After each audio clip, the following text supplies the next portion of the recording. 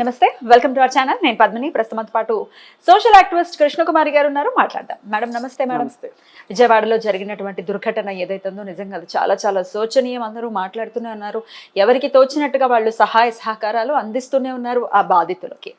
అయితే అసలు నిజంగా వరద బాధితులకి ఎటువంటి సహాయం అందుతోంది అటు ప్రభుత్వం నుంచి కానీ, ప్రభుత్వం మీద దుమ్మెత్తిపోస్తున్నటువంటి నాయకులు కూడా కొంతమంది ఉన్నారు.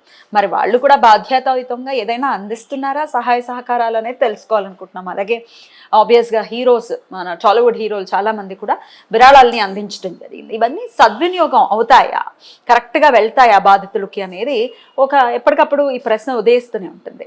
ఎట్లా సద్వినియోగపరుస్తారా, అసలు ఎలా వరద బాధితులకి ఎలాంటి సహకారాలు అందుతున్నాయి? ఇప్పుడు ఒకటండి,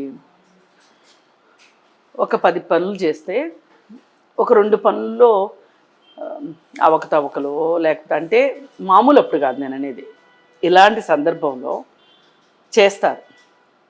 చాలామంది హృదయంతో చేసే రాజకీయ నాయకులు కూడా ఉన్నారు, హృదయం లేని వాళ్ళు కూడా ఉన్నారు, అది వేరే విషయం. అయితే ఇప్పుడు మనకు వీళ్ళందరూ విరాళాలు ఇస్తున్నారు కదా, ఇవి సద్వినియోగం అవుతాయా అనే ఒక ప్రశ్న కూడా తలెత్తుతుంది. అవుతాయి అనే నమ్ముదాం, మనం ఆశావాదంతోనే ఉందాం. అయితే ఇప్పుడు విజయవాడలో వరదలు వచ్చిన తరువాత ఇప్పుడు ప్రజలకి ఏంటి అవసరం ఈరోజు ఎగ్జాక్ట్లీ అని చూసుకుంటే, వాళ్ళ ఆస్తి నష్టం జరిగింది, దానికి ఎవరేం చేయలేరు. కాకపోతే ఈ నిమిషం మనుషులకి అవసరాలు ఉంటాయి. తిండి, కొంతమంది బట్టలు కూడా తెచ్చుకోకుండా బయటకు వచ్చేసిన వాళ్ళు ఉన్నారు, వాళ్ళకి బట్టలు ఇవైతే అవసరం, పైగా పునరావాసం. ఇప్పుడు విజయవాడ మున్సిపల్ కార్పొరేషన్ వాళ్ళు కొన్ని స్కూల్స్ని వాటిని సెలెక్ట్ చేసి వీళ్ళందరినీ తీసుకొని వచ్చి అక్కడి నుంచి అక్కడ పెట్టారు. అక్కడ పెట్టి వాళ్ళకి ఫుడ్ అందజేస్తున్నారు. ఇప్పుడు ఇంతమంది అక్కడ వచ్చి ఉన్న తర్వాత వాళ్ళకి ఏం వంటలు చేసుకోవడానికి అవ్వదు కదా, అందుకని హోటల్స్ వాళ్ళు వంటలు చేసి ఇవ్వాలి. అలాగే కొంతమంది నాయకులు అవకాశం ఉన్నవాళ్ళు వాళ్ళ ఇళ్లలో వంటలు చేసి ఇస్తున్నమాట వాస్తవం. ఇలా ఏ రకంగానైనా సరే ఇళ్ళు వదిలిపెట్టిన వాళ్ళకి పునరావాస కేంద్రాలు, ఇళ్లలోనే ఉన్న వాళ్ళకి కాస్త రోడ్ల పైన నీళ్లుండి ఇళ్ళు కొంచెం పర్వాలేదు, ఫస్ట్ ఫ్లోర్లో ఉండగలరు అనుకున్న వాళ్ళు ఇళ్లలోనే ఉంటే వాళ్ళకి ఫుడ్ అందించటం, ఇవన్నీ కూడా చేస్తున్నారు. పైగా వరద వెళ్ళిపోయిన తర్వాత బురద ఉంటుంది. ఇప్పుడు ఈ బురదని కడగటం ఎట్లా అనేదానికి గవర్నమెంట్ చాలా తెలివిగా చాలా ఫాస్ట్గా ఆలోచన చేసింది. ఏంటంటే రాష్ట్రం మొత్తం మీద ఉన్న ఫైర్ ఇంజిన్లు మొత్తాన్ని తెప్పించేసేసి విజయవాడకి ఫైర్ ఇంజిన్తో క్లీన్ చేస్తున్నారు ఇళ్ళు. అలాగే నిత్యావసరాలు ఇచ్చే దగ్గర కూడా కొంతమందికి అందట్లేదు అని కొన్ని కంప్లైంట్లు వస్తున్నాయి, కానీ మ్యాక్సిమం అందుతున్నాయని చెప్తున్నారు. అలాగే ఒక అతను ఎవరైనా ఒక 4 ప్యాకెట్లు దొరికినాయి అనుకోండి, పాల ప్యాకెట్లు, ఎవరైనా పాల ప్యాకెట్లు లేని వాళ్ళకి పాల ప్యాకెట్లు ఇచ్చి వెళ్తున్నారు. అంటే మనుషులు కూడా ఒకరికొకరు సహకారాన్ని అందించుకున్న పరిస్థితి విజయవాడలో కనిపిస్తుంది. ఇప్పుడు అంతకుముందంతా చంద్రబాబు నాయుడు అంటే గిట్టని వాళ్ళు, లేకపోతే బద్ధ వ్యతిరేకులుగా ఉన్నవాళ్ళు, ఎవరిని ఏమాత్రము మంచిని ఒప్పుకోని మనుషులు కూడా ఇప్పుడు ఒప్పుకోక తప్పని పరిస్థితి. ఏంటి అంటే 74 ఏళ్ల వయసులో ఆయన అలా నీళ్లలో నడవడం ఏంటి, లేదు అంటే ప్రొక్లైనర్ల మీద కూర్చోవడం ఏంటి, పడవలో తిరగడం ఏంటి, ఎన్డీఆర్ఎఫ్ వాళ్ళతోటి కలిసి తిరగడం ఏంటి, అసలు గన్ మ్యాన్ని వ్యక్తిగత సిబ్బందిని పక్కన పెట్టేసేసి ఒక్కడిగా అదే రణరంగంలోకి దిగినట్టు చేయడం ఏంటి అనేది చూసి కూడా చాలామంది ఆశ్చర్యపోతున్నారు. కొంతమంది నెటిజన్స్ ఇప్పటికీ విషం కక్కుతున్నారు, అది ఆయన బాధ్యత అనటం, ఇట్లాంటి రకరకాల ఏమైనా కమెంట్స్ ని ఎలా చూడొచ్చు అనుకోవచ్చు మేడం? ఒకటే కరెక్టేనండి, బాధ్యత మరిచిన వాళ్ళు మీరు ఏం చేశారు? చూస్తున్నాం కదా, హెలికాప్టర్లు తిరిగితే చూసాం కదా. ఒక రైలు ప్రమాదం జరిగితే హెలికాప్టర్లో తిరిగిన వాళ్ళని మనం ఏం చేయగలిగాం, ఏం మాట్లాడగలిగాము? కానీ ప్రజలు బాగానే సమాధానం చెప్పారుగా, 11 సీట్లు ఇచ్చి. అందుకని ఈ మాట్లాడే వాళ్ళు ఎప్పుడు మాట్లాడుతుంటారండి. అంటే ఆ వయసులో చేస్తున్నారన్న ఒక చిన్న కన్సర్న్ కూడా లేదు. బాధ్యత అది ఆయన బాధ్యత అయినా నిర్వహిస్తున్నాడుగా, వీడియోల కోసం వెళ్తున్నారు అని అనటం, అదే ఇప్పుడు చాలా వీడియోల కోసం శోచనీయం. వెళితే వాళ్ళ ఇంట్లో కూడా నీళ్లు ఏర్పాటు చేసుకుని నీళ్లలో దిగి కూడా చేయొచ్చండి. అదేం ఇవాళ గ్రాఫిక్స్ వచ్చేసిన తర్వాత ఎక్కడైనా చూసి ఉండి చెయ్యొచ్చు. కరెక్ట్. అది పెద్ద విషయం కాదండి. ఇక్కడ ఒకటే ఏంటి అంటే, నేను విజయవాడలో ఉన్న వాళ్ళని కొంతమందికి ఫోన్లు చేసి అడిగారా నేను పర్సనల్ గా కనుక్కుంటేనే నాకు మీడియాలో ఈ బురదను క్లీన్ చేస్తున్న ఫైర్ ఇంజిన్లు కనిపించినాయి. అది నాకు కొంచెం ఆశ్చర్యం వేసి నేను ఫోన్ చేశాను. యాక్చువల్గా ఏంటంటే చెప్పారనమాట, ఇల్లు క్లీన్ చేస్తున్నారు, మనం అయితే క్లీన్ చేసుకోవడం అసాధ్యం. అసలు గట్టిపడిపోద్ది ఆ బురద కూడా. కర్నూలులో 3 నెలలు పట్టిందండి. 2009లో వైఎస్ రాజశేఖర రెడ్డి గారు చనిపోయినప్పుడు వరదలు వచ్చినాయి కర్నూలులో.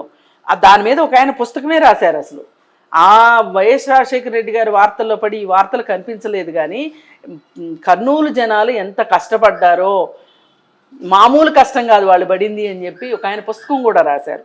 అంటే ఏంటంటే ఏదైనానండి చరిత్రలో నిలిచిపోతుంది. మంచి నిలబడుతుంది, చెడు నిలబడుతుంది.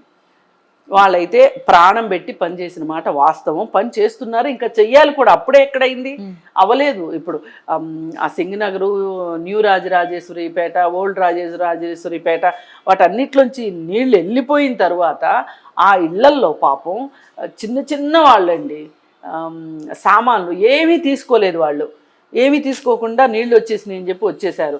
దానిలో ఎలక్ట్రానిక్ గాడ్జెట్స్ ఉండొచ్చు, టీవీలు ఉండొచ్చు, ఫ్రిడ్జ్లు ఉండొచ్చు. అవన్నీ మరి 3 రోజులు 4 డాక్యుమెంట్స్ ఉంటాయి.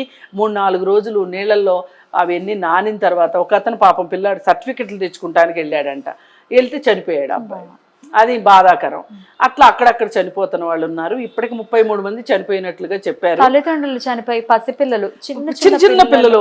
వాళ్ళ పరిస్థితి ఏంటి? చాలా వాళ్ళ రోదన చాలా బాధాకరం అసలు నిజంగా. అంటే చేసేది ఏమి లేదండి. వాళ్ళ పరిస్థితి ఏంటి అంటే గవర్నమెంట్ టేకప్ చేస్తండి. గవర్నమెంట్ దగ్గర హాస్టల్స్ ఉంటాయి. ఒక్క రోజులో తలకిందులైపోవడం అంటే ఇదే అసలు. అంటే వాళ్ళ జీవితాలు తలకిందులైపోయినాయి. ఆ పిల్లలు ఆ వివరించి చెప్తుంటే కూడా వాళ్ళకి వాళ్ళకి ఇప్పుడు తెలియట్లా తల్లి తండ్రి లేకపోవటం. చాలా మామూలుగా మాట్లాడుతున్నారు. ఇంకో 4 రోజులు పోయిన తర్వాత, ఈ హడావుడులు తగ్గిన తర్వాత మనుషులను కోల్పోవడం అంటే ఏంటో తెలుస్తుంది వాళ్ళకి. అప్పుడు పాపం వాళ్ళు ఎవరు ఓదారుస్తారు? ఇప్పుడు చుట్టాలు ఉంటారు అనుకోండి, ఎవరు లేని వాళ్ళకి దేవుడే దిక్కు అంటారు కదా. అలా గవర్నమెంట్ అయితే వాళ్ళని టేక్ కేర్ చేస్తుంది. హాస్టల్స్ అవి ఉంటాయి కాబట్టి ఏదైనా తల్లిదండ్రిని అయితే మటుకు ఎవరో తెచ్చివ్వలేరు. వాళ్ళకు 10 లక్షలు డబ్బులు ఇచ్చినా, 20 లక్షలు డబ్బులు ఇచ్చినా తల్లిదండ్రి అయితే రారు కదా, రారు. ఏదేమైనా గత ప్రభుత్వం కావచ్చు, ఈ ప్రభుత్వంలో కావచ్చు, అధికారుల నిర్లక్ష్యం, అధికార యంత్రాంగం విఫలం అవటమే ఇంత వరదలకి కారణం. ఏది ఏమైనా ఇప్పుడు చంద్రబాబు నాయుడు గారు ఆయన మామూలుగానే ఆయన ప్లానింగ్ తోటి ఆయన చేస్తున్న విధానం చూస్తే మటుకు ఎవరు చేయగలిగిన వాళ్ళని ఉంటే సహాయంలో వాళ్ళని ఇన్వాల్వ్ చేయడం కూడా చాలా బాగుంది. ఇప్పుడు ఆయనే చెప్తున్నారు, హోటల్ వాళ్ళకి చెప్పారంట, ఇది మీ విధి, ఇది మీకు నేను ఇస్తున్న టాస్క్, మీరు ఇది చేయవలసిందే అని చెప్పి. బిజినెస్ చేయడానికి కుదరదు. హోటల్ వాళ్ళు ఉన్నారు, వాళ్ళ బిజినెస్ వాళ్ళు చేసుకోవచ్చు. ఎవరైనా వచ్చి తినేవాళ్ళు ఉంటే పెట్టుకుంటారు. కానీ మీరు ఇన్ని ప్యాకెట్లు తయారు చేసి ఇవ్వాల్సిందే. పునరావాస కేంద్రంలో ఉన్న వాళ్ళకి ఎవరు వండి పెడతారు మరి? అందుకోసం అని చెప్పనమాట. అలా వీళ్ళే కాకుండా అండి, ప్రభుత్వం తరఫు నుంచే కాకుండా స్వచ్ఛంద సంస్థలు కూడా చాలా పనిచేస్తున్నాయి అక్కడ. ఈ బోట్లు వాళ్ళు కూడా వేలు తీసేసుకుని ఇట్లా డబ్బులు దండుకుంటున్నారు. అంటే దాన్ని కూడా అక్కడక్కడ జరిగిందండి. అది జరుగుతుంది. రేట్లు పెంచేయటము, పాల ప్యాకెట్ రేటు ఎక్కువ పెంచేయటము, ఇవి చేస్తున్నారు. కానీ ట్రాక్టర్ల వాళ్ళు చూడండి, ఏమన్నారు వాళ్ళు, ట్రాక్టర్ల వాళ్ళు, మేము ఆయన చెప్పాడని చేశాను తప్పితే డబ్బుల కోసం చేయలేదు, మాకు డబ్బులు అక్కర్లేదు అని చెప్పారు. మానవత్వం అంటే ఇది కదా, ఇదే అంటే ఇది కదా. అలాగే నిన్న మొన్న అంటే పీపుల్లో కూడా నేను చెయ్యాలి అనే ఒక తత్వము చెప్తే రాదండి, వాళ్ళకి స్వతహాగానే ఉంటది. వచ్చింది కరోనా తర్వాత చాలా మార్పు వచ్చింది, మార్పు వచ్చింది. ఇప్పుడు నిన్న మొన్న బెంగళూరులో ఇలాగే ఒక అండర్ పాస్ దగ్గర ఒక కారులో మనుషులు ఇరుక్కుపోతే ఆ కారులో నుంచి ఒక అతను బయటకు వచ్చి ఎవరైనా ఒక తాడు ఇవ్వండి అని చెప్పి అడుగుతున్నాడు. కార్ లోపలికేమో నీళ్లు వచ్చేస్తున్నాయి. అడిగితే ఎవ్వరు, అందరు వీడియోలు తీస్తున్నారు తప్పితే ఎవ్వరు, ఒక మహిళ అటువైపు ఏదో ఒక బ్యాగ్ పుచ్చుకొని నడుచుకుంటూ వెళ్తూ ఏం జరిగిందా అని చూసింది. అతను తాడు అడగడం చూసింది. చూసి గబగబా ఆవిడ చీరెప్పి ఇచ్చేసిందండి కిందకి. కట్టుకున్న చీర, ఆమె చీర లేకుండా నిలబడింది లంగా జాకెట్ తోటి. చీర ఇచ్చేస్తే ఆ చీర కూడా సరిపోకపోతే అప్పుడు ఐడియాలు వచ్చింది అక్కడ నుంచి ఉన్న అబ్బాయిలకి, కొంతమందికి వాళ్ళ షర్ట్లు తీసి మూడేశారు. మొత్తానికి ఎట్లా అయితే ఆ కారులో 6 మనుషులు ఉంటే 5గురిని కాపాడగలిగారు. ఒక అమ్మాయి ఆ కారులో డోర్లు తీస్తేనేమో నీళ్ళు వచ్చేస్తాయని భయం, అందుకని డోర్లు వేసి ఉంచేసరికి ఆ ఒక్కకి ఊపిరాడని భయం పక్క ఊపిరాడంతను అమ్మాయి సమస్యలిపోయింది. హాస్పిటల్కి తీసుకెళ్తే అమ్మాయి చనిపోయింది.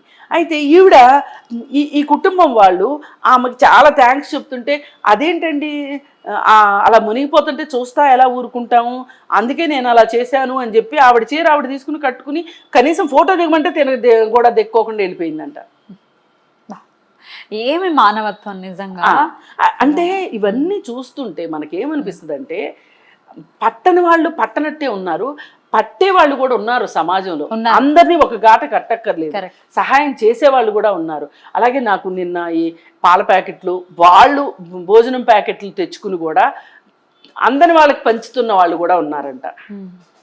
ఇలా ఏ రకంగా చూసినానండి, ఇలాంటప్పుడే కావాలి సహాయం కానీ సహకారం కానీ, సంఘటితంగా ఉండటం కానీ.